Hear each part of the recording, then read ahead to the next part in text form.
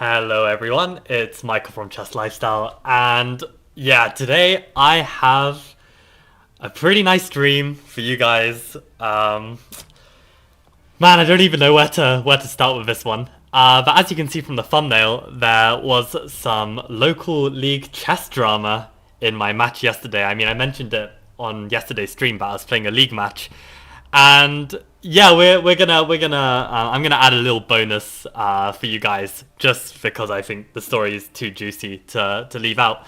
But yeah, today we are up to 2,264 subscribers, which means we are doing 37.7 minutes of training. So I will start the timer after I finish the story.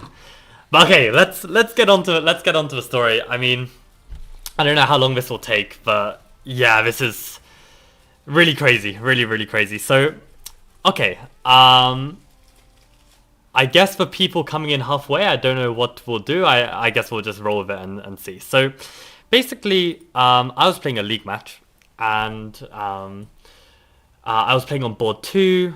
We were playing a home match, so the other team came to us. And okay, I was playing an opponent who was similarly rated to myself.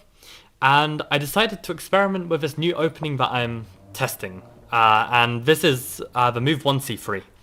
Now, you may think, this is a complete garbage, ridiculous move, but it's not. It's got some logic to it. So the idea is that you actually want to play a reverse Caro-Kann in the case of e5. And this is very interesting, like reversed advance variation, reverse exchange variation, and okay, with the extra tempo, this makes a lot of difference. Let me get rid of, yeah. This makes a lot of difference. So that's the idea behind c3. Okay, against d5, we can still play d4 and play in like more of a London system style. So I'm actually doing a lot of work on this on this variation, and I decided to try it out in my league match. So this was a classical game, and my opponent plays a modern. So I stick to this London system, and just to explain some of the moves. Okay, like, I don't know how interested you are in the opening, but basically, like, I'm already, for instance, taking precaution of the exact position, right? Like, if I was playing against, like, a King's Indian, then definitely I'm not going to bother with playing h3 so soon. But since I'm playing against this modern where the knight is not blocking the bishop, then okay, maybe I want to be a bit careful in case they play e5. Like, if I, let's say, allow this, I don't know if I'm really able to push for an advantage here, even though I've managed to prevent my opponent castling. So, I'm already taking, I'm trying to take it seriously, right? Like play the best moves in the position. So that's why I think h3 is somewhat precise. But yeah, I basically set up my London system against this kind of modern, and he surprises me with b6, which I hadn't really seen before, but I wasn't too bothered. I mean, I felt like if he was going to do some big, like, King's Indian style attack, he would probably want to keep his light squared bishop on this diagonal, so I didn't mind him switching it to b7. And at the time, I'd basically studied this line against King's Indian, and generally I've had a lot of success with the c4 move. But as you'll see in the game, it did not go very well. Yo, Holden, welcome to the stream. Honestly, you gotta stick around for this whole, at least the first like 10-20 minutes, just because the craziest shit happened in like yesterday's league match. Like, I can't even begin to I'm not even hyping this up. Like, it's literally crazy. So okay, I played c4, and my idea is that I'm just going to expand on the queen side and break. Now, in reality, actually, since black has played with knight e7, not knight f6, this f5 kind of attack comes a lot faster. So basically, he played for e4. I was very happy to see this, and I felt like, yeah, this is just great. I will just play on the queen side. My bishop is outside of the chain. Like, there'll be pressure on d6. I'll be fine. I'll be completely fine. So black starts advancing on the king side, as you do. And okay, recently I've been training my calculation, right? So I was thinking, okay, naturally, intuitively, I want to play b4. But I was thinking, okay, b4 gets a bit complicated. Maybe they can throw in c5. I can grab this pawn, but then they can win my d pawn.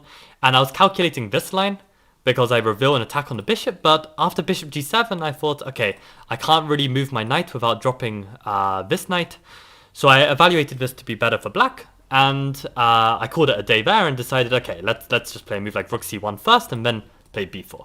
But in fact, actually, in this position, knight g5 is actually a move, and white has a slight edge. Okay, like this is very difficult to calculate, and yeah, I didn't evaluate this correctly. Apparently, this is +2, but okay, who can work that out? At least not me. At least not me in this time control. So I played rook c1. He played a6, and I was thinking, okay, he just wants to get crushed on the queen side. Like at this moment, I was feeling quite cocky actually, and quite arrogant about the position. I felt like, yeah, this blocks the bishop. There's going to be no attack. I'm just going to storm on the queen side. This bishop's going to be strong. I'm going to have a great game. Well, it didn't really turn out that way. So basically, my opponent started to push. Again, I wasn't really too bothered, but this is definitely already like, I mean, a4 is good actually, but c5 is already a bit careless.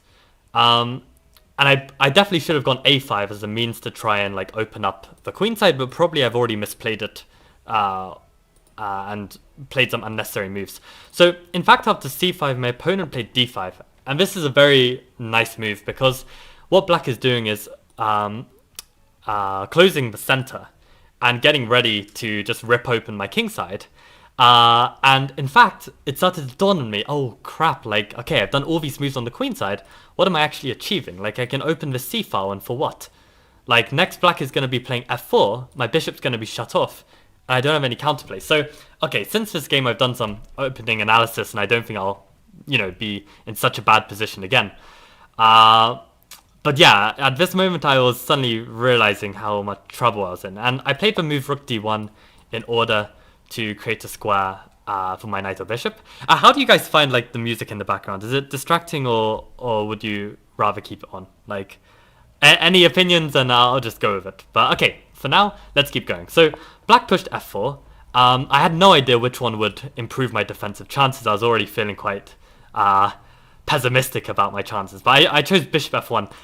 You know, funnily enough, in this position, I was just like, you know, I read like a tweet like a year ago where like the top under 9 in the US like played this like beautiful like sacrifice, and when asked like how they chose like which piece to sacrifice, the 8-year-old said they did ip dip do.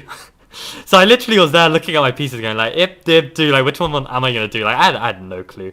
So I just played bishop f1. I mean, they played bishop h6, bit of an unusual move, but makes complete sense. And I tried to, like, I don't know, create something. And the reason why I looked down this queen side was because I was thinking long term maybe I can potentially sack and create a pass pawn if we reach an endgame. But of course this is very optimistic. And at this moment here, I wanted to, like, play for, like, something on the c file. Because, you know, if you just sit and defend, you're going to get squashed. But I chose to move the knight to a2, which is probably my biggest like mistake so far. Like so far, like the position, I still have maybe some hope. Yeah, that's how I approach every move. If div do, yeah, it's I wouldn't recommend it. I have to say, but you know, when times are desperate, well, you know, you got to make a move. So yeah, I was deciding between knight a2 and knight e2. Also, welcome Josh to the stream. And I felt like knight e2 wasn't going to be good because I was very worried about this situation where I can grab this pawn, but the f-file opens, this knight is a beast. And I didn't fancy this, but ultimately this would have been much better than what I got in the game. Like, at least still, like, I'm a pawn up and black's pieces are a bit clumsy in terms of attacking. But at this moment, I really hadn't appreciated how problematic my position was. And the reason I went to a2 was that I was thinking, like, on f3, you know, there's not a tempo on my knight, right? So I can kind of close down the position with g4, which would have been good. But my opponent proved that, you know, there's more than one way to progress this position, progress this attack, right? So he played g4, which is a really nice move because, you know, he's threatening to rip open my king side. Yeah, and it's just very, very tough to deal with. And what I found afterwards was actually I played the move bishop takes f4, which I was quite happy with in the game because, you know, I don't really want to play a move like g3 and, you know, like commit my bishop to being imprisoned forever, where probably black can, like, okay, if I ever take, black could probably try and engineer some kind of very slow but sure checkmate on my king side. So what I wanted to do before playing g3, I wanted to get my bishop out and only then try and close the position with g3. In fact, maybe there's some logic to actually trying to just play king h1, leaving this as it is, let black open it up however they like, and just say that, okay, at least I've got 2 pieces defending. Sure, you've got more attackers, but you're ultimately not going to be able to coordinate them in a way that's going to cause me too much damage. I mean, okay, like this is completely lost, like there will be, but it's not going to be so simple, right? Like the pieces are going to get in each other's way a bit. So maybe I could have gotten away with king h1, but okay, objectively this is already lost. I played bishop f4, and I played g3 to try and keep the position closed. And again, my opponent finds a really nice move. He plays the move e3. And the point being is if I take the bishop, he takes the knight. And, you know, my king side is completely wrecked. And I was calculating this line that I was just like, this is completely over. Like, I mean, I stopped at knight e4 actually, but the engine actually says I can maybe get away with rook c2. And okay, there are many attacking moves that are good, but in a lot of them, knight c3, bring the knight back into the game. So for the record, yeah, when I played all the way back here, when I played knight a2, I really should have gone knight e2, bringing a piece to the defense. But yeah, maybe I can hang on if my opponent misses like some precise continuation. But instead, I thought I would play f takes e3 and not take the piece. And my logic was that after takes on g3, I'd play e4 with a discovered attack on the bishop, and then hopefully shut down and close the position with e5.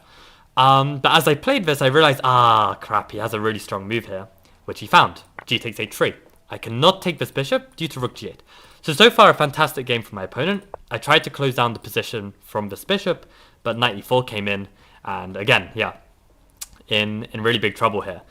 And I played knight f3, and my opponent plays h2 here. And I suddenly realize I'm completely toast, because, you know, if I take here, well, my king is just completely open. The queen is coming in. This is lost. I don't know which square is going to be better. One of them will win. So I played king g2, but I realized that there's actually a simple mate. All black needs to do is queen, lure my king away, and take on f3. And the point is, this knight is controlling the defense of my dark squares, and this is just going to be mate. So I was fully ready at this moment to just like be like, okay, like you play h1 equals queen, you play this follow-up. Yeah, I play until mate because why not? And yeah, I congratulate my opponent on playing a fantastic game. Like, I didn't really understand at this point what I'd done wrong. Okay, in hindsight, I did a lot wrong. But yeah, I mean, my opponent played a very nice attack, right? But okay, my opponent played the move rook g8, and of course this is completely winning as well. But I decided, okay, like, I'll play this move bishop takes b5, with the idea that if he takes, then I can play rook h1. Now, of course, black should just move the bishop and checkmate my king. I think it was like mate in 5 or something. But instead he takes the bishop and allows me to hang on. So, okay, I mean, this is completely lost, right? He plays bishop f4 check. He takes my rook. I can't really take back because, I don't know, I saw something. I felt like there was some way to, like, continue the attack. So I thought, at least, okay, I'll take on h2. Yeah, I'm a whole rook down. But maybe I can somehow swindle taking on h7, right? Like, okay, like, chances of this are, like, you know, near impossible, right? But you never know. You never know, right? So, okay, he plays bishop f4. I play rook c2.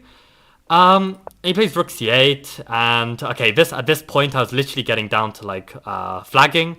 And the time control was 75 minutes each side, plus 10 seconds a move. Hello, Alvin. Welcome to the stream. This is a crazy game. You may need to watch the recap to get the start of it, but I'll just keep going for the others. This is a classical game I played yesterday. So yeah, my position's dead lost, and I'm about to lose on time, so I just make a random move, and I realize, okay, he plays queen c7, and I'm like, well, okay, I'm losing more material, so I decide to just take the knight, and he takes my rook, so I'm losing an exchange. And in this position, you know, obviously, I am completely dead lost. But I see, okay, I have one chance. I have one chance in the position, right? Like, maybe I can play knight h4, knight f5, knight f7, and this is checkmate, right? So I was thinking, okay, like, you know, I've played this far, may as well play for this one final trick, right? Like, obviously it's not going to work, but you never know. So, at this moment, my opponent played bishop c6, I guess, like, wanting to keep tabs on both of these passed pawns. I played knight h4. My opponent plays the move rook g4.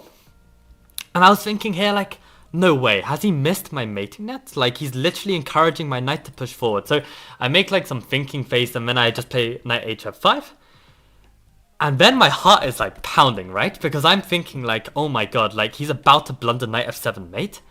And he plays bishop d7, and I'm like, oh my god, he actually blundered mate. And I said, oh man, I'm sorry, unfortunately, this is checkmate. I pick up the piece, I play the move, and he goes, oh no, and like puts his hand on his head.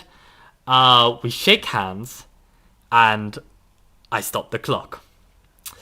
And at this moment, I say something like, oh man, I'm so sorry, like, you completely outplayed me, I deserve to lose. And, you know, we exchanged a couple comments. And at this moment, I started to put back the pieces. I actually started with my king on f1, and I put it on the e1 square. And as soon as I did this, he was like getting ready to get up from the board. And he looks down at the board and says to me, wait, this isn't checkmate.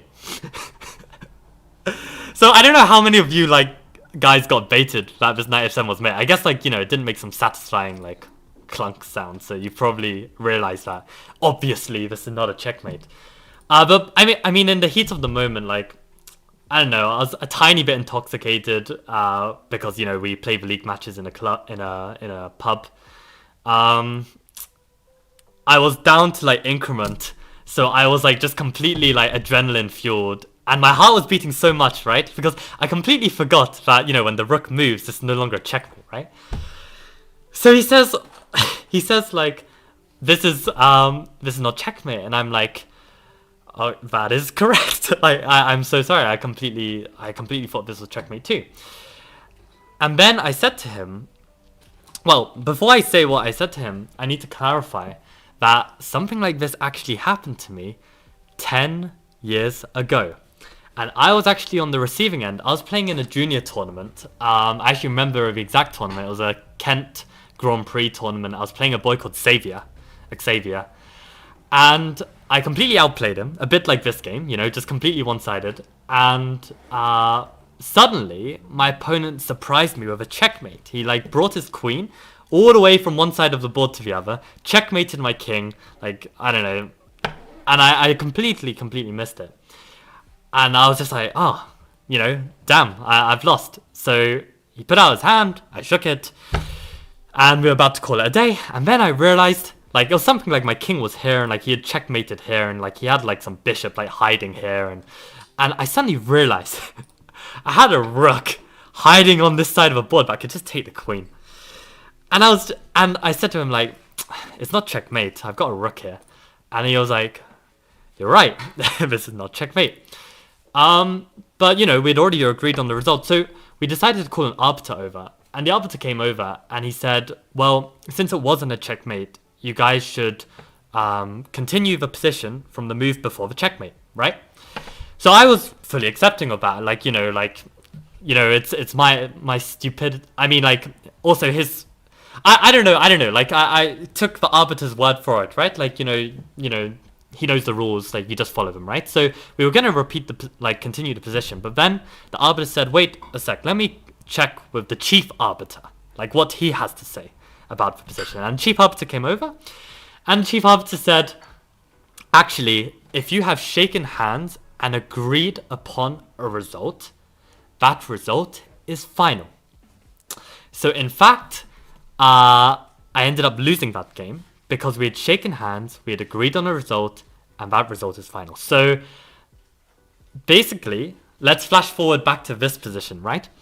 And I said to my opponent, I'm sorry, but we have shaken hands and agreed on a result. Unfortunately, that means that the result stands. Now, of course, you know, my opponent was fucking pissed. Because, I mean, like, he's just completely outplayed me. The position's not even a checkmate. So I say, okay, let's wait till the match finishes, and let's discuss this with the rest of the teammates. Because, you know, if we just start shouting at each other, like, this isn't going to help. So, thankfully, like, there was only one more match to go. And thank you to Ben, who was actually in my video that I released today on the endgame. He was the one filming it. He managed to win his game, which meant that the team actually won 3-1. So even if I lose this game, the match would be 3-2. So the team would win overall, right? So we end up finishing the match. I wanted to actually, determine the result of this game out of the context of the match because, the match situation shouldn't, control the result of this match. But in the end, the news of the match came out that we'd already won, so it was no problem. So, okay, then starts the discussion. So we had to, discuss, what exactly happened, what were the order of the events, how long was the time interval between working out that this wasn't a checkmate and everything. So the opposing team captain was a very friendly guy, very nice guy. Just kind of took down the minutes, took down the notes of what exactly happened. And basically by the end of it, neither of us could agree on a result. To be honest, if my opponent had just said I don't know, let's just call it a draw and be done with it, I probably would have said yeah, fair enough, I'm not gonna fight this win. But no, he was adamant that, he deserves to win this game. So, okay, let's see what the league says. Now, the interesting thing is, I don't know what the league will say. Obviously, this is going to be appealed. Interestingly enough, when you check the league results, it is actually noted down as a win for me. I don't really believe that. I think it's going to be reviewed. But, to be honest, I wouldn't be surprised if it's reviewed in my favor because, unless the FIDE laws have changed on the matter in 10 years, those are the rules. You shake hands on a result, you agree a result, that's it. That's game over. Case closed. So this was my actually incredible swindle. I'm not exactly proud of it because it literally came from a place of playing a shit game, playing not being able to spot basic tactics despite training the past 7 days on calculation. Yeah, to be honest, I don't see how they can give him the win either, given the circumstances. But I do feel bad. I don't really feel bad as a person, about these kind of things. I do feel kind of bad, how about this for him. And the point that's very different, actually, that I need to make clear between this and the event that happened 10 years ago, right, is that I did, on my move, when I went to play knight f7, I declared checkmate, right? I said, sorry, but unfortunately this is checkmate, and I played the move. So perhaps, by me making the statement, I have involuntarily, provoked my opponent to believe that this is a checkmate. But at the same time, I don't think this is in the rules that this is not allowed. I don't really know. But I do think that is an important clarification that does change the potential result somewhat.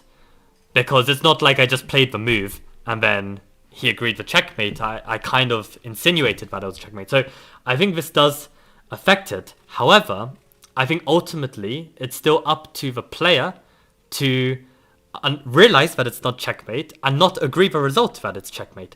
It's if someone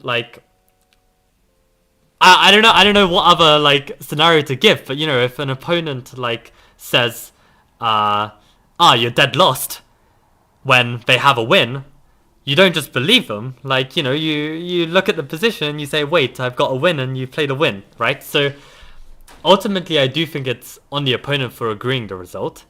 But yeah, it's just extremely unfortunate and actually crazy that both of us seem to think that this was a checkmate. Neither of us saw king g8 until he says it was 5 to 10 seconds after realizing. I said at least 20, maybe 30 seconds. I had the time to start resetting the pieces, and we spoke a bit about the game.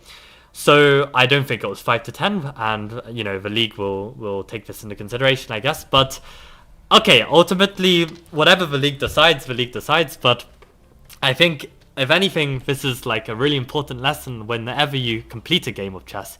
Do not shake the hand of your opponent and agree the result unless you are 100% sure what the result of the game is. So the game, I guess, is played under ECF rules. The game isn't FIDE rated, it's ECF rated. So I believe for most instances, ECF just takes the FIDE handbook in terms of any rules like this. So I believe this would be adjudicated as per FIDE rules. Um,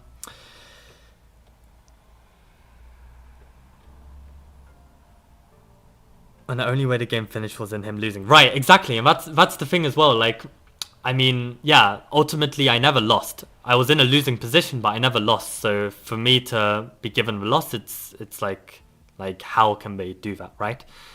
But yeah, it's just such an unfortunate situation. Like, and the crazy thing is, right? Like, I'm playing this game, and I was playing, and I was thinking, like, back in the day, I used to get quite lucky as a junior, right? I was like, you know, I used to be like a 1900 junior, and right now I'm a 1900 adult 10 years later.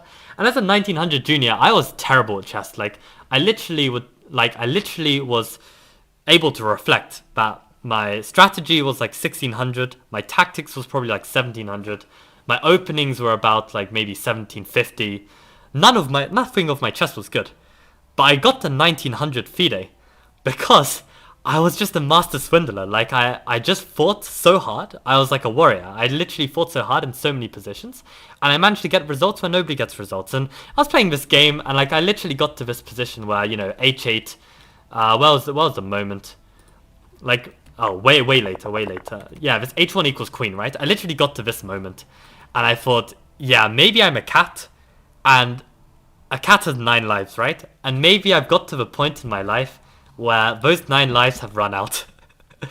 But clearly the 9 lives have not run out, and I don't think I've done anything as crazy as this in the past. So I guess the luck continues. The warrior chess continues, and even if you only have 2 bloody knights on the board in this position, you are still looking, what is my best move? What is my best chance? And you're not giving up. As soon as you resign, that's it. Case closed, you lose. So you have to play on, you have to fight, and okay, shit like this happens. So yeah, I don't know, like this whole day I felt very off, and it's weird because normally, like, this is just chess. Like, you just like play the rules, and you just, like, you try and detach your emotions from this kind of stuff. But even this one I felt quite bad about, to be honest. Dirty play from Chess Lifestyle, but we take those. Honestly, man. Honestly. But it's brutal, and I mean, I'm sorry for bringing this up, Holden, but I still remember this time in Buka where actually you were on the receiving end of some absolute terrible stroke of luck where I remember you were playing one of my teammates, and you were trying to grind. I think it was like king, pawn, and bishop against king and knight, and then you flagged, and because you flagged, you lose the game, and you were literally pressing the whole game. And it's like, chess can be so brutal in these respects. Like, there is no mercy from the chess gods. Like, literally no mercy. You just get wrecked. Yeah, so the King of Swindle, indeed, and it is all thanks, I think, to this book, Chess for Tigers. It is a fantastic book. I mean, the author, Simon Webb, a fun fact about him. I mean, he's a pretty dodgy bloke, right? I mean, having written Chess for Tigers. And actually, he, like, I looked his Wikipedia up because I was curious to see, like, what happened to him. In fact, he actually got murdered by his child. And his child drove him into a wall, and he died. So basically, this kind of swindling behavior does catch up with you eventually. But for now, the cat with 9 lives lives. So I guess I will take this, and I have at least spent the time to really learn why exactly this opening went wrong, and I have, I think I will do a lot better next time. But yeah, that's the crazy thing. Like, on in-person chess, like, you're really getting hit with much more critical play than you do in online. Like, the number of 2500s I've played now with this kind of play, and I've been playing like with this c4 idea, and never a problem, right? But okay, in a blitz game, playing more on intuition, the opponent can't execute the attack as well. Maybe I can get away with some kind of queenside play more easily. and you don't really get tested, right? So this is why even if you're going to be like some blitz player or rapid player, right? It's still very good practice to play the occasional classical game and just test your play, test your calculation, test your openings, and make sure that everything is robust. And okay, next time I get this kind of position, I'm gonna do a much better job. But holy crap! Like what a game! What a game! Yeah, Holden, you flagged. Yeah, it was actually tragic. Yeah, the king, pawn, and bishop against king and knight. Yeah, terrible, terrible. Um, but yeah, actually, the guy you played, Holden, it's crazy because it's this guy called Wei. I haven't actually caught up with him in years, but he was literally such a swindler as well. Like his chess was like he had no openings, he had no nothing.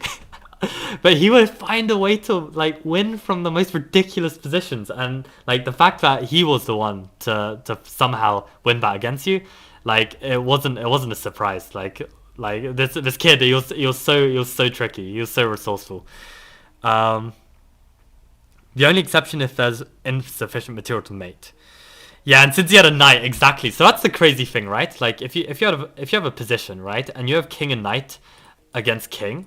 I mean, if you're playing this over the board, okay, Lichess stops the game automatically, but if you're playing this position over the board, the knight cannot find a way to win. So even if black loses on time, yeah, this is still a draw. It's not a win for white, but you stick a couple more pieces on the board, and suddenly this is a win for white because technically black could, let's say, promote to a rook. Technically, black could go in the corner. Technically, black could configure his pieces like this, and technically, okay, without changing the color of the piece, technically, white could win. So if there is a legal position on the board that can be checkmate, then this is game over. So that was the absolute crazy game.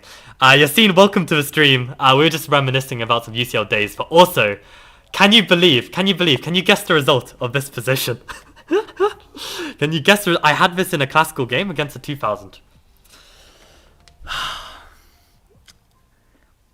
Yeah, for the full story, you're gonna have to rewatch the stream, but basically, I ended up saying that this was checkmate. Both of us believed that this was checkmate, and we agreed on the result. And obviously, this is not a checkmate. But yeah, that's the story, and it is time to begin my training.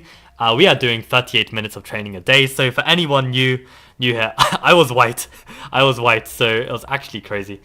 But for anyone new here, basically what I'm doing with these streams, I've been streaming the last 7 days, and I will continue to do so, streaming as many seconds as I have YouTube subscribers. So we are up to 2,264 subscribers, therefore we are doing 2,264 seconds, which means we are doing 37.7 minutes of training. So I will set this up. So what is that? We need to have that as... Yeah, basically we've just been doing purely calculation and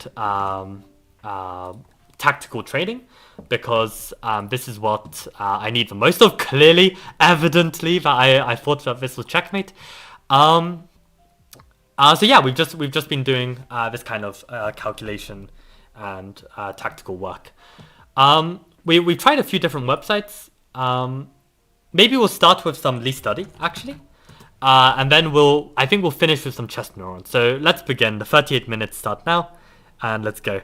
Yeah, good for me then. Yeah, if I was on the black side, I don't even know. Like I feel bad for my opponent, but at the same time, I literally experienced this 10 years ago when I was a junior. So you'll see if you recap the stream.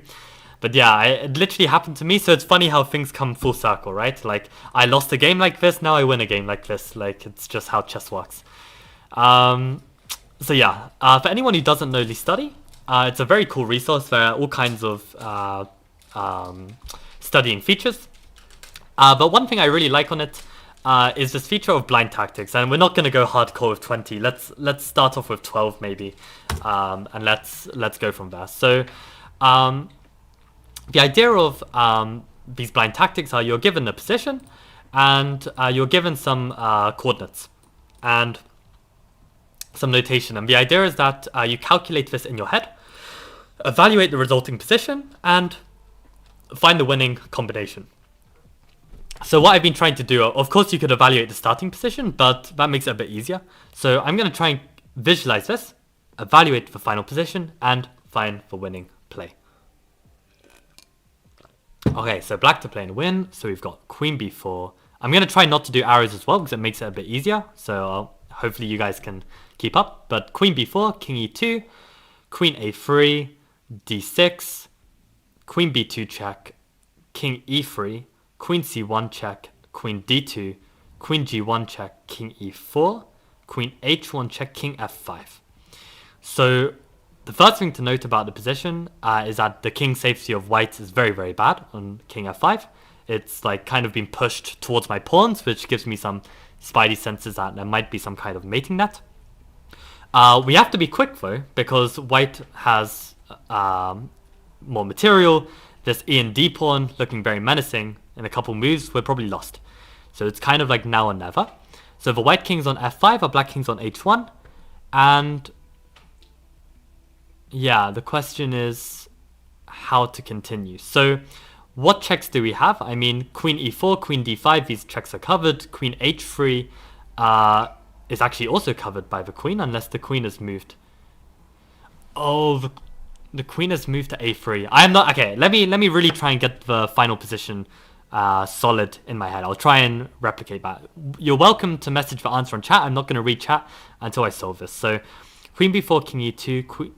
Oh no, it's queen a3 was black's move. Sorry. So queen b4, king e2, queen a3, d6, queen b2 check, king e3, queen c1 check, queen d2. So the queen's on d2. Queen g1 check, king e4, queen h1 check, king f5. So the queen is on d2. Black queen is on h1, king is on f5, white pawn's on e6 and d6. So we can give a check on h3, that would be safe. And if the king were to go to g6, queen g4 would be checkmate. If the king were to go back to e4, this is what I'm most worried about, because I feel like maybe black is escaping there. But now maybe we can take on e6 with check, now that it's undefended. But the king again has lots of squares. It can go to d3, it can go to e3, it can go to f3. So I feel like maybe I'm missing something here. So the king's on f5, the queen is on h1, the white queen is on d2.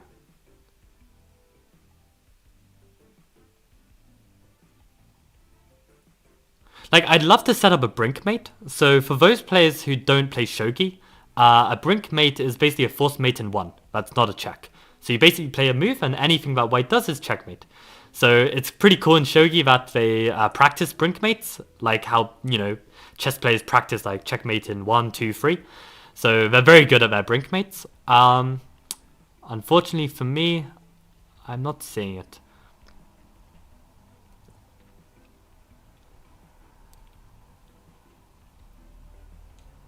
I mean, another move we can try is g6 check, because that's very forcing. Like, this forces king takes f6.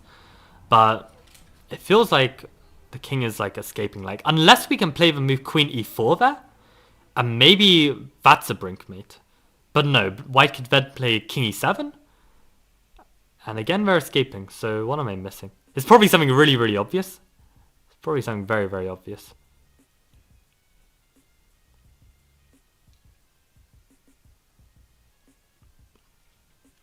I haven't a clue. Pretty sure I haven't seen the position wrong.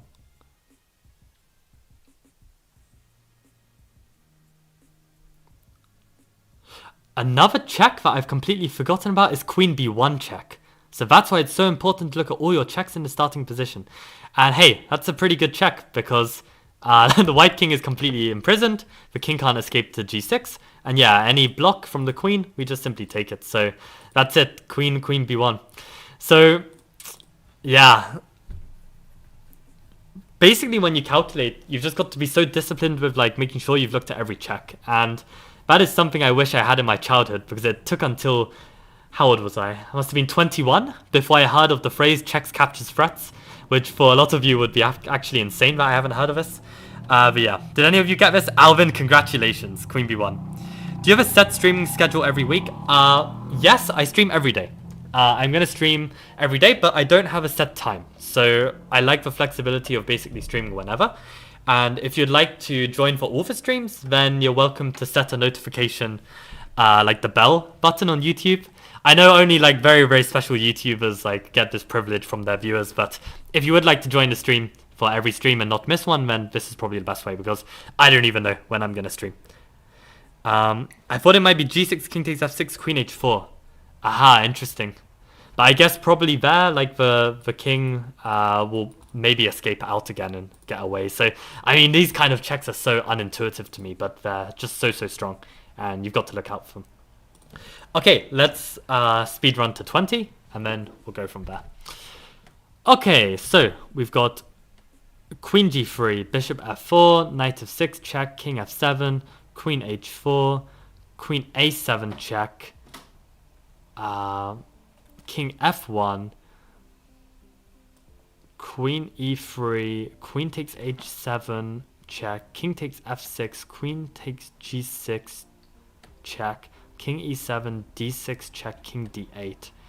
So I believe we've got a king on f1, a black queen on e3, we've just pushed d6 check, and the king is now on d8, and our white queen is on g6. So in that final position, white to play and win.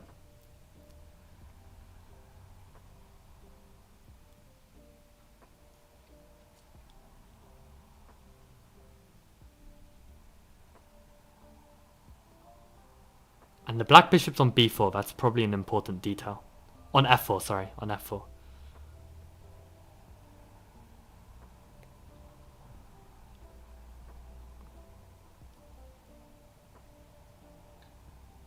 Oh god, it's so hard to retain the position. Holy crap, okay, let's go one more time in my head.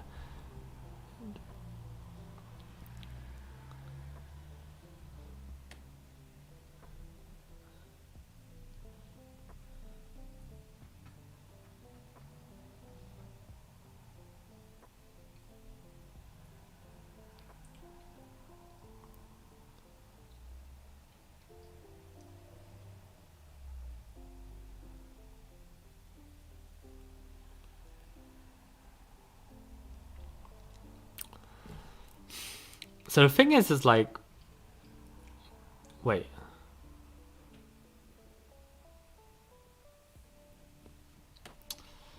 Yeah, we've got like this pawn on d5, this bishop on c2, and this queen on g6. Sorry, pawn on d6, queen on g6, and bishop on c2. So we do have 3 pieces, so if they can all coordinate together, then we may have a checkmate.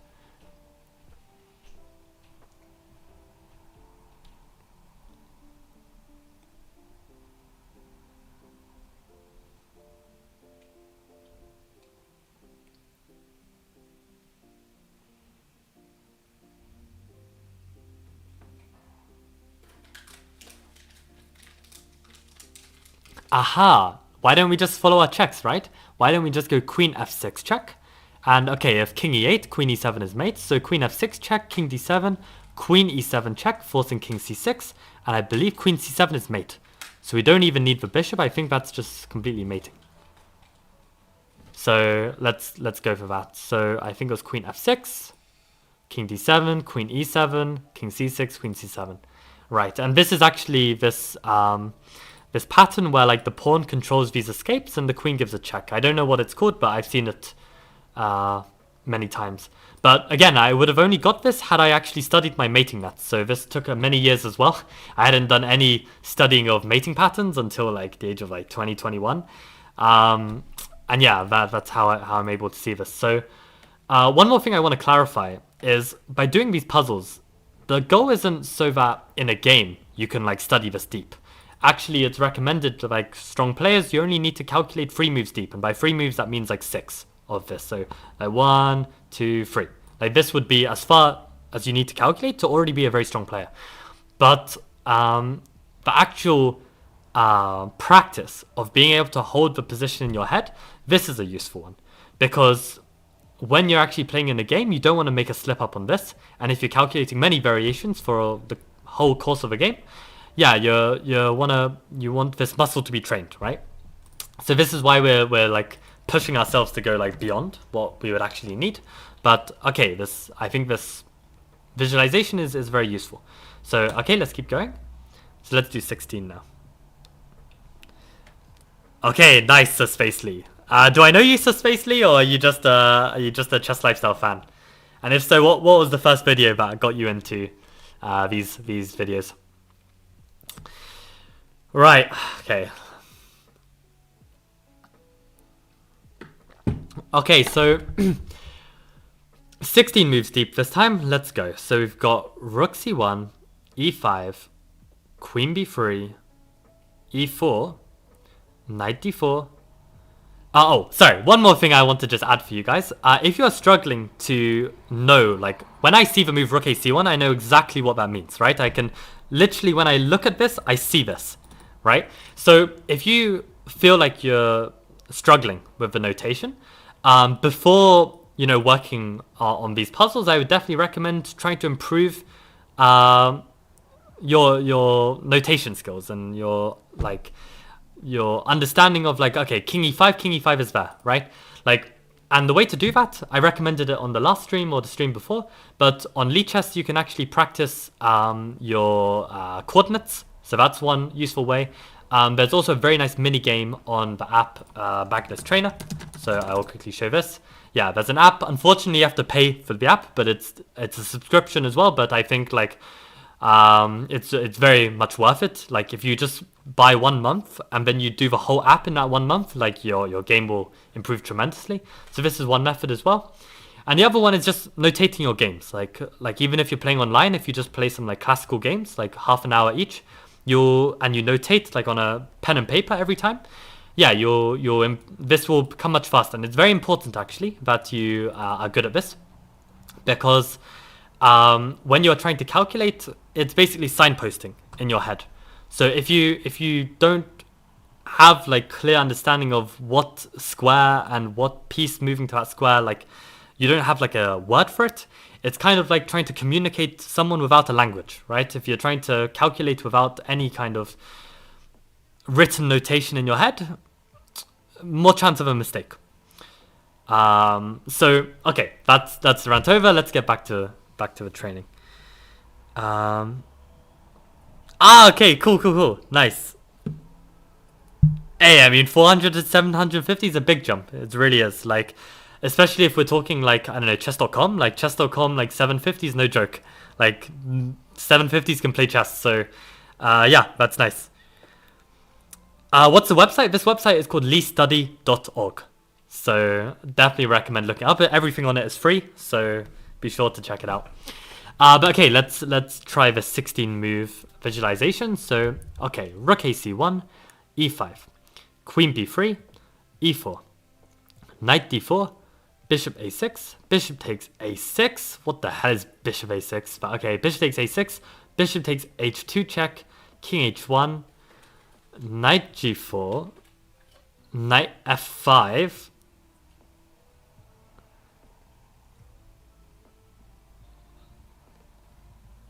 Okay, I'm very confused about this position, but okay, Queen G5, Knight takes D5. Okay, no, I don't have the position at all. I think that's the one caveat of Lee Study, is that sometimes on these longer puzzles, the moves start to get a bit ridiculous. They're not always so logical. But still, okay, it just makes the challenge harder, right? So, okay, Rook A C1, E5, Queen B3, E4. Oh, okay, E4. Knight D4, Bishop A6, just randomly giving up a bishop. Bishop takes A6, Bishop takes H2 check, King H1, Knight G4, Knight F5, Queen G5, Knight takes D5. Okay, yeah. Rook takes C1, yeah, because the queen's on B3. Rook takes C1 and Queen H5. And in fact, it is white to play and win there. Incredibly. So basically, our king's on H1, the bishop's on H2. I believe there's a knight on G4, and there's a black queen on H5. So literally, checkmate in 1 for black. So somehow, we have some kind of resource.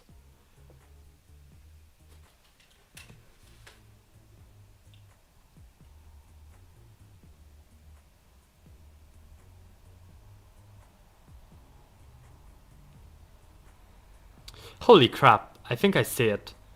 So the point is that this bishop is still exposed, right? We've got a knight on f5, we've got a knight that's taken on d5, and we've got a queen on b3. Actually, the queen doesn't matter at all, but the point is that the knight is on g4. So actually in that position, we're able to play knight e7 check, forcing the king to h8, and bishop takes g7 should be checkmate.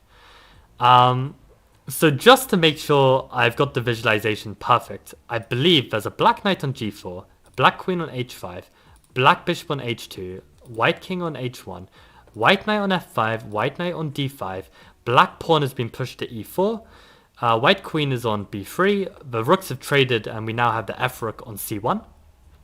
And I believe... and the bishops have also been traded actually. No, the bishops haven't been traded. We just sacked the bishop on a6 and they took, so the bishop is now here. So I think, yeah, this is just a mate. Takes and mate. And did we get all the pieces right? So this came from here. Yeah, I think everything was right. Okay. We got confused which way round it was. I thought the bishop was this way, but no, okay. In any case, it doesn't matter. Doesn't matter. Nice. Yevhengi, hello, hello. Oh, the webcam is covering A1? Okay, in fairness, at least this time, I actually had a reason to have my webcam in this corner, because the first half of this video, we reviewed one of the most crazy games I've had in my chess career. It was a league match last night. So I would definitely recommend you rewatching the stream just to get the full story. I won't give any spoilers. But yes, I will indeed move my head. Sorry if someone mentioned this before and I just completely ignored you. I didn't mean to. What is my ELO? What do you want to know? In-person ratings, online ratings. Yeah. What do you want to know? I too wish to always double my rating. It's easy, just start at 400 ELO. Exactly. Yeah, these things are all relative. And I think that's something that a lot of people don't understand. Like, sometimes, like, I'll meet someone, they ask me, like, what's your online rating? And I tell them 2,500. And they're like, yo, 2,500, that's like a GM. And I'm like, no, it's not. Because, 2,500 online, like, your in-person rating's, like, at least 400 points below. And, the difference between, like, 2,500 and 2,600 or 2,700 or 2,800, it's, like, huge. It's actually huge. So every 100 points, it's not a linear scale. It's, like, getting progressively harder. So, yeah, 2,500, still got a long way. Yeah, that last game, honestly a miracle. Literally a miracle. Like, I don't know how many lives I've burnt. That was probably my 9th and final life, and I'm probably going to not get so lucky. But that's what you do. You hustle. So okay, let's go up to 18. Actually, you know what? Let's just skip to a 20. Let's do this one, and then we'll move on to chess neurons, because I want to do some chess neurons puzzles with you. Good job, Alvin, again. Nice visualization. Right, so the big 2-0. Let's try and calculate this. So again, without evaluating the starting position, we have bishop takes c6, queen takes f4, bishop f3, knight b6, queen d3, bishop g4, rook a f1, rook a d8, rook takes h3, bishop takes h3, rook h1, bishop f5, bishop e4, queen g4 check, king f1, bishop takes e4, knight takes e4, knight d5, and c4.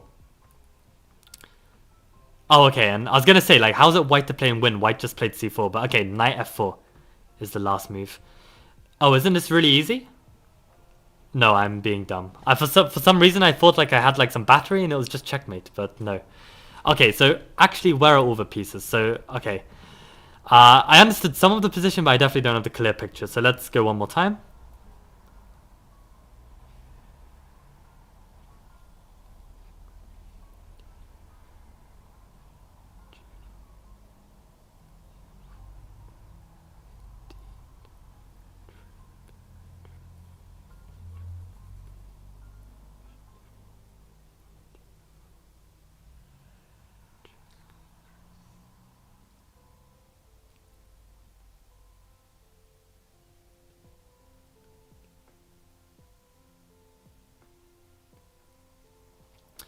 So I think we have a knight on e4, a queen on d3.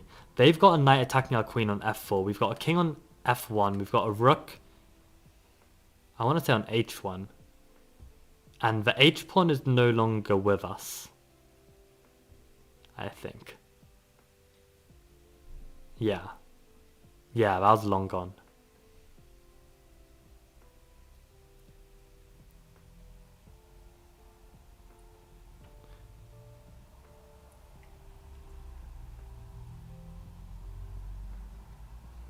Where is the black queen?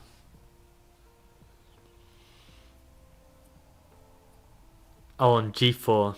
On g4.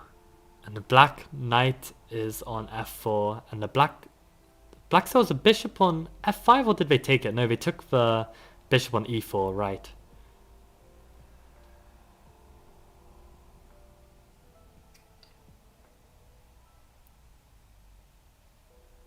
Wait. So we have a knight on e4, a queen on d3, rook on h1.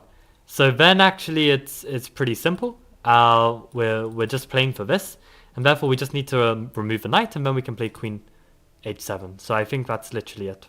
Just a simple get the piece out the way and mate. Okay, nice. Yevgeny, well done. Also, please help me pronounce your name. I don't want to keep making a mockery of your name.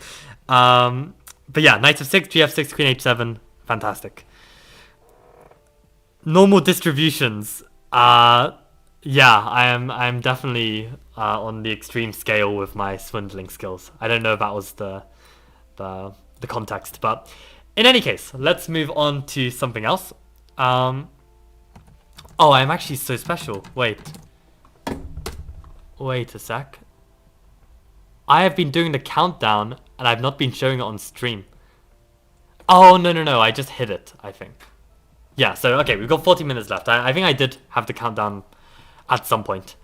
But okay, let's go to Chess Neurons. So, for anyone who doesn't know, Chess Neurons is a website. I was very lucky in getting a free 1-month membership to test them out. But basically, they give 5 new puzzles a day, 5 easy, 5 hard. They're not all easy, not all completely hard. But a lot of them, well, all of them are positional. And that doesn't mean that you can't not calculate, but it's more realistic when trying to solve the puzzles because you don't know whether it's going to be something purely strategical or will there be some kind of combination that leads to some kind of positional gain. So I really like the puzzles and I think we should just do a few of them. So maybe let's do too easy, too hard. Let's see how we get on.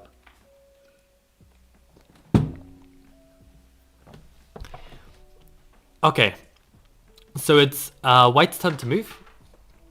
And this is the thing, right? It's very important that, and I was actually speaking to Josh about this, that it's very important that you do a mix of, no, I wasn't speaking to Josh about this, I was speaking to another student of mine, but basically, you want to do a mix of like kind of puzzles, like not just purely tactical puzzles, not like puzzle rush puzzles, not like super difficult 2900 puzzles, but you want to do a mix of everything because ultimately if you just like hardcore do one, when you come to the game, your mind is going to be extremely like fixated on this type of puzzle and it's going to affect your chess. So you want to do a mix.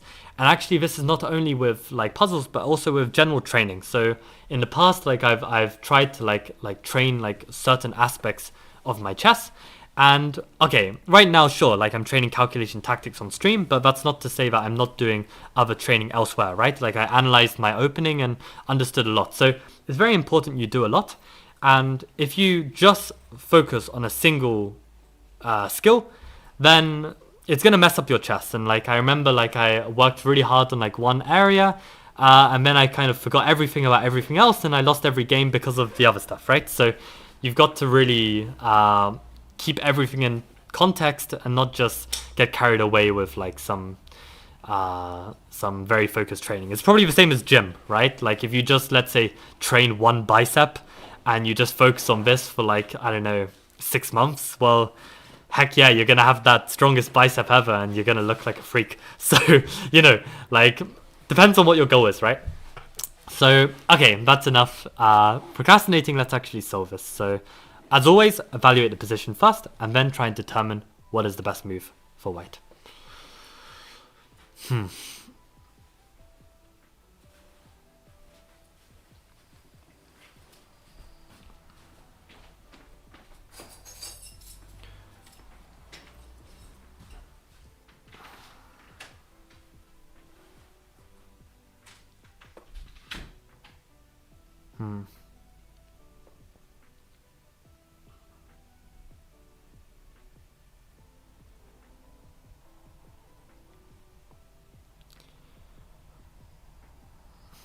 Okay, I need to wake up. I did a solid 30 seconds of daydreaming there. So okay, let's give this another go. I mean, this is the other thing as well with classical. Like, I feel like my focus is just like I can't like focus properly for a whole game. It's way too long. So that's why I think like blitz or rapid like is a lot easier for me because I can just sit down, focus for that whole game, and like sesh it. But okay, let's think.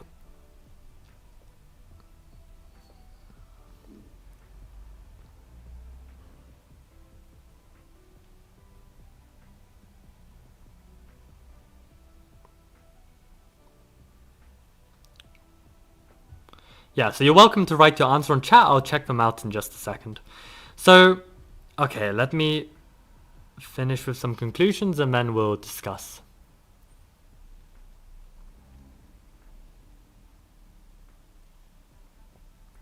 Okay, so I've basically boiled it down to 2 candidate moves for me. And I'll discuss my thinking. So, when you see a new position, or even a position in your game that maybe like the dynamic of the game has changed, you've reached like a new type of position, and you want to sit down and just evaluate, right? First thing that's very important to do, even before material, in my opinion, is to look at king safety. So, we have our king here and a king here. Now, what we can notice, okay, the kings have castled on opposite sides. Both sides have attempted some kind of pawn storm. Black has a rook on the line of our king. Black has lost their fianchettoed bishop, so it's slightly weaker. So these are the kind of things we want to note. Second, we look at the material. Material is equal, as far as I can see. Probably some kind of Sicilian this game has come from. And, same color bishops, so all well and good there. Pawn structure-wise, I don't think it really matters like the long-term pawn structures. I mean, probably black has the better long-term pawn structure. But right now, we're entering into a very bloody race that is going to end in some kind of checkmate. So with all of that considered, we then need to think, what should we play? And we should base our move off of the evaluation, right? So then we need to think, okay, if it's going to be a bloody race, what kind of moves are going to help us succeed and be faster in this attack, right? So then we start considering, okay, it's probably going to be either h5 or e5. Are we going to play in the center or are we going to play on the king side? And the reason why e5 is also a move that I want to consider is because, yeah, if we take, we can give a check. Maybe we can weaken this pawn structure further. Like, every time a pawn moves, the control of that pawn changes and potentially weakens other points. So e5 would be one kind of idea. Also, the rook will be lined up against the queen, so that has some potential. Then, of course, h5 is another useful move. And also, I think that, yeah, maybe we want to play h5 before white can try and close the position. But, okay, this shouldn't really be working because we're going to be able to play g4 and open it up. And there's no knight on f6 to cover. So, h6 as well, I don't really believe in it. h5, g5, and f4. We can also break the structure up. So, basically, now it would be a decision whether to play h5 or e5. And the nice thing in a blitz game, you can just pick one. It doesn't really matter, you're going to win the game. But in a classical game, probably one is going to be stronger than the other, and you have to actually think. So, what is the move? I mean, my gut would definitely be h5 because I think it's just safer. That's my general feeling. Like, I feel like e5 comes with a bit more, like, risk somehow. Like, maybe I'm opening up the bishop. I don't know. Both moves look fantastic to me. So, what am I really missing? I mean, like, literally the bishop is controlling the square well, so I'm not too concerned about counterplay. I just think that h3 has to be winning. Like h3 probably the only move is to play rook h8. Otherwise, if we got another move, we're just taking and playing queen h6, which has to be like close to winning. So h5 rook h8, and is there a follow-up?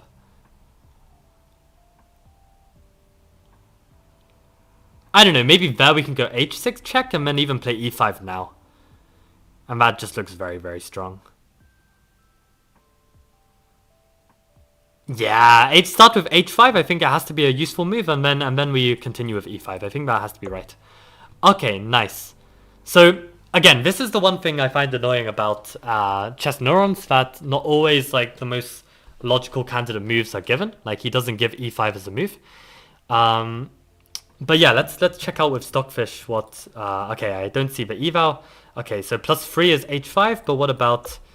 Wow, okay, so e5 is completely giving up significant advantage. And the reason being is due to this h5 move. So can we not continue with this? And okay, now, so we're taking back with the piece like this. Very interesting. I see. Right. Very nice defensive maneuver. So let's see what chat said. Okay, so we've got lots of different opinions. Yeah, puzzle rush damage at this point. Yeah, absolutely. Like, I'm very glad that I never like properly got into it. Probably because I was so bad at it. But yeah, I don't think it's healthy, to be honest. h5 seems strong. Yeah, like h5. h5 very logical. e5 seems timely. I feel like h5 is possible at any time. Yeah. e5 with e6. That was also on my mind.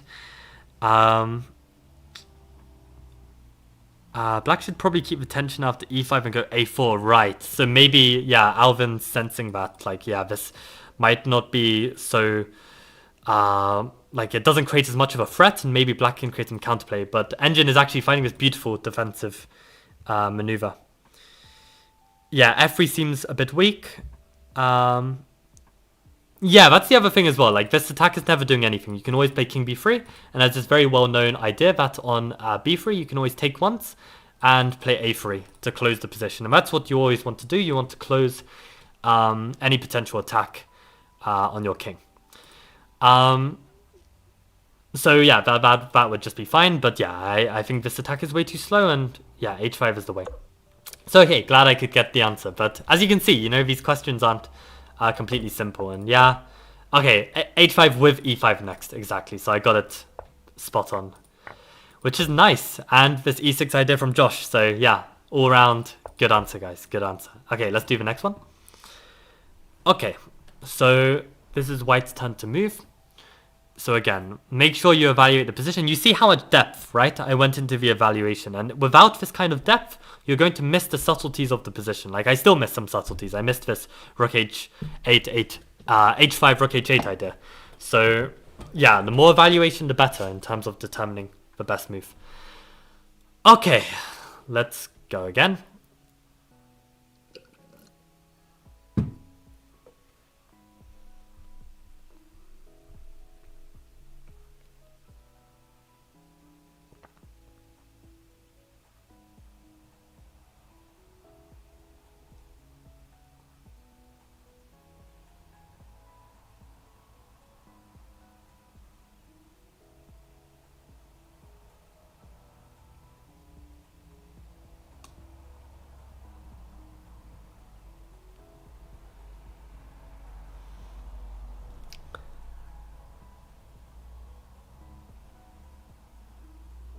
I think the tricky aspect about this position is that there are actually multiple moves that look good. So a bit like how we were trying to deduce between h5 and e5, this is the same kind of situation. And this is actually the type of position that I really struggle with, because yeah, the more decisions I'm given, the harder it is to play. But when I have like an only move or an only plan, then I tend to find it. So actually, you know what? I should think about that a bit more. Reflect on this. Like maybe I need to do this more in my openings. I'll make a note. Because actually, this is why, like, even though the nature of the wing gambit was like kind of not my style in terms of how attacking it was, it kind of suited me in the sense that like I would like always like have only one line to win, and I just need to find the line and I'd find it. And I won a lot of games with the wing gambit, so maybe I need to think back about this.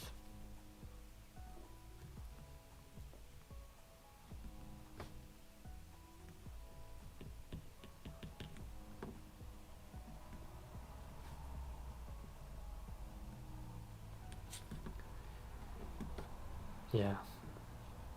I mean, that's the thing with chess. It's like, you know, every chess player is different. Everyone's got different strengths and weaknesses. And it's all about trying to work out, like, what are your strengths and weaknesses and how to optimize your play. Because ultimately everyone's different. And yeah, like, working this out about yourself is like, you know, the real path to success. Like, if you're playing the wrong style of chess, it's gonna be a very, very tough and long journey.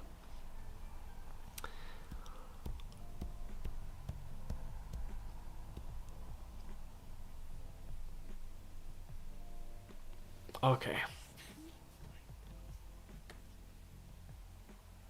So I don't know if everyone is doing this the same as me, but what you need to do is you need to evaluate the position.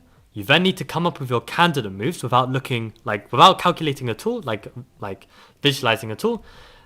Okay, well, what's the right word? Calculating is the right word. Yeah, you don't want to calculate at all. Just, yeah, what are your candidate moves? And then start deducing which is best. And with your calculation, I mentioned this in my recent calculation videos, that you must have a goal with your calculation. So you want to achieve something. So for instance, for me, my goal right now is actually I want to achieve winning at least a pawn advantage or the equivalent, because I kind of get the spidey senses that I will be able to achieve something like this. So my calculation will be with this goal, right? I'm not just aimlessly visualizing and looking at moves. I'm calculating with a purpose. So I've definitely got 2 candidate moves. I'm wondering if I need a third, or is that good enough? Okay, I'm happy with my 2, so time to evaluate which one is stronger.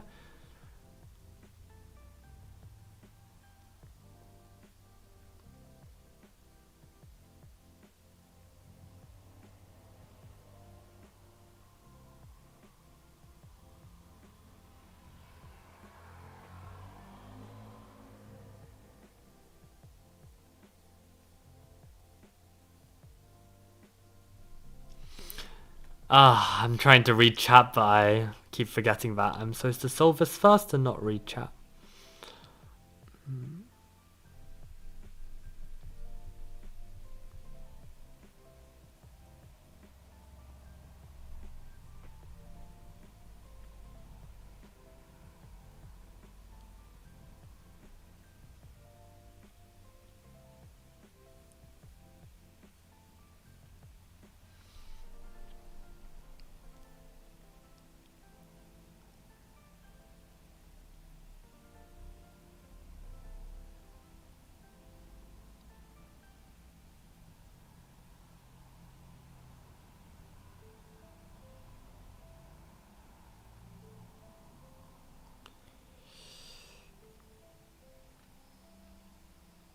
Has to be good, right? It has to be good. Yeah, I think I'm happy. I think I'm happy with my evaluation calculation. So let me explain what my thought process was. So again, we've got to evaluate the position, king safety. Both are kind of safe. I mean, we've got our light squared bishop controlling these weak light squares. I would be a bit careful though, because you never know if there's going to be some kind of problem like this. So I wouldn't say it's like completely safe. King has a window, pretty safe. Material equal. Pawn structure. This is slightly weak. This is like disconnected. Okay, it's not an isolated pawn. One day this could come here. But again, slightly weak. In terms of activity, we've got the d file. We're putting the pressure on. We've got a strong knight on f4. So definitely white's got the advantage. Now, we have a very critical capture of a rook, which has to be looked at. We've also got the move b5 that can try and win the pawn. And I felt like these are the only 2 candidate moves because, okay, obviously there are other legal moves and probably half decent, but this is actually what's critical and should achieve something, right? So at first I looked at rook takes because I felt, yeah, this might be more simpler to win. And after bishop takes, the idea is to play rook d6 and try and win this pawn. Because, yeah, if the bishop just moves somewhere random, we can take on b6 and we'll just be left with a pawn up. But the point is after takes, rook d6, The move rook c8 holds the bishop on that square. And surprisingly, there doesn't seem to be a good way to deal with this. Like if they go b5, the black bishop can always take, and then it's just an exchange of pawns. And if white plays bishop h3, black can always play rook c7, keep hold of his bishop, and yeah, I don't see a way to continue.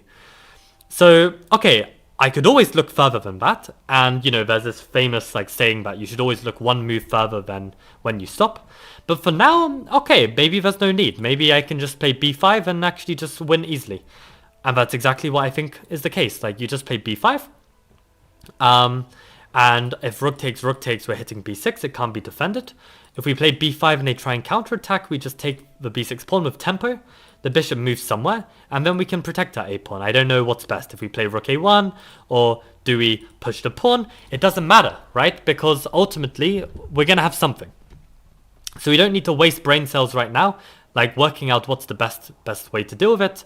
All we need to know is that, okay, there is a way to deal with it, so we're probably fine. So, to me, I think b5 is clear cut, we win a pawn, and that's good. Okay, so they just took, and they just took, yeah, and rook c3, we just take on b6, and rook a1 was the choice, okay? I mean, this was also my main candidate. Okay, if I was pushed to make a move, I felt like this was probably best. And I did feel like, okay, maybe there's some potential counterplay with these active rooks, but yeah, ultimately we have an extra pawn, we're approaching an endgame, this is critical. So let's see how everyone else did. Right. I like b5 as an idea, and b6 ends up hard to defend. Yep, I think b5 in a sample line. Rook d6, rook d6, rook c8, rook b6, rook c1, bishop f1, king g2, just a pawn up. Yep. Yeah. Did anyone say, aha, Frizz said rook c6, bishop c6, rook d6, rook c8, bishop f1. Interesting. And then our pieces have harmony and black has weaknesses. For now, I think that's the solution. So, if we go back, I don't know if it will let us move. No, it's not going to let us go even further back. Oh, it does. We wanted this. So it's good that you saw rook c8, Frizz. Yeah, but bishop f1. And okay, definitely I agree that white's got an edge, but probably not as much as the main line. Like, we can even check with Stockfish. So yeah, plus 0.3. This is a very slight edge. But in the game, yeah, we're talking more like plus 1.5. So this is the difference. Yeah, bishop h3, I covered that as well. Okay, cool. So as you can see, guys, training is over. I've had a long day. I mean, God, after yesterday's mess, yeah, I've had a long couple days. If you haven't watched the game recap of last night, definitely rewatch the stream to catch that. It's definitely worth watching, and very educational, I think, as well, from a tournament perspective. And finally, what I want to add is actually what I have done now. I don't know if you guys can see. You can actually join as a YouTube member, and if you join, you'll get a little badge next to your name, which will be 3 tiers. If you're a new member, you will be wait, let me find this. How am I gonna find this without exposing all my messages? Wait, okay, hold on just a second. Let me quickly get these up, just because I want to explain the lore behind my channel, my channel badges. So let's get these up. I think they're quite cool. Of course, yeah, don't feel any obligation that you have to pay anything, but yeah, I may as well let you guys know what it's about. So, okay, basically, I have 3 different tiers. If you join as a new member, you are the Deep Dark Forest Rat. We are all tactical rats doing these grinds and doing the stream. But yeah, you can start off in the Deep Dark Forest. After 1 month, you will become a Magician Rat after Mikhail Tal, and then you'll become the Tal Rat after 6 months of joining as a YouTube member. So that is if you would like to support these streams. I hope you guys all enjoyed it. I definitely did, and thank you for supporting the journey. So I guess I will see you tomorrow for another 38 minutes. Thank you for the sub.